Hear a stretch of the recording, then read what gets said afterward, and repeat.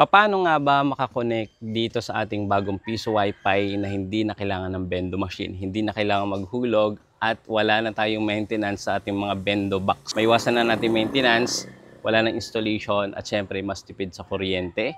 And ito yung ating voucher. So itatry natin itong 3 days. Yung 3 days po depende kung magkano yung ibebenta. So dito sa store namin o sa aming bahay, binibenta namin to ng 30 pesos. Unlimited na po yon 3 days. Yun yung antena natin guys. And syempre, ituturo sa inyo pa paano siya i-connect. So ito yung tarpaulin din natin.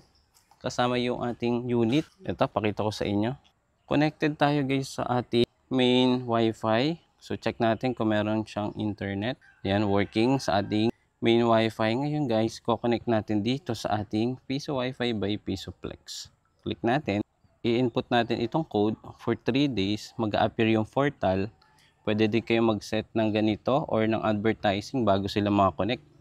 And dito natin ilalagay yung code. Ayan. So, 77053707. Then, click login. Kapag ganito yung nag-appear, ibig sabihin, pwede na sila makagamit ng inyong Piso Wi-Fi. So, check natin dito sa internet kung meron pa din or sa YouTube. Ayan. So, pwede pa rin kayo guys dito makapag-browse or makapag-research. Okay. Then, i-check din natin guys yung ang bilis ng ating internet. So, test my net. Ayan. So, check natin yung speed sa download. So, pwede kayo guys mag-limit. Pwede yung 5 Mbps, pwede 10, or pwedeng default.